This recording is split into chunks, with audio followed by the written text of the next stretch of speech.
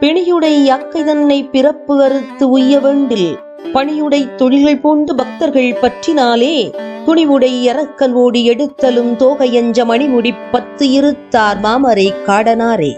பல வகையான துன்பங்களுக்கு இருப்பிடமாக உள்ள உடலினை துறந்து பிறப்பு இறப்பு சுழற்சியிலிருந்து விடுபட வேண்டும் என்ற விருப்பம் உங்களுக்கு இருந்தால் மற்ற பொருட்களின் மீது உயிர்களின் மீது வைத்துள்ள பற்றினை அறவே நீக்கி பெருமானையே ஒரே பற்றுக்கோடாக கருதி அவனுக்கு உழவார திருத்தொண்டுகள் புரிவீர்களாக.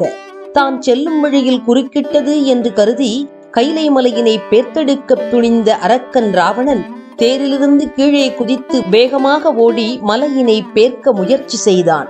அவ்வாறு அவன் செய்த முயற்சியில் மலை சற்று அசையவே மலையின் மீது அமர்ந்திருந்த பெண்மயில் போன்ற அழகிய உமையன்னை அஞ்சியதைக் கண்ட பெருமான் அரக்கனின் மணிமுடிகள் 10 மலையின் கீழே நசுங்குமாறு கைலை மலையினை தனது கால் பெருவிரலால் அழுத்தினார். இத்தகைய பண்புடைய எம்பெருமான் சிறப்பு வாய்ந்த மறைக்காடு திருத்தலத்தில் உறையும் இறைவனாக இருக்கின்றார்.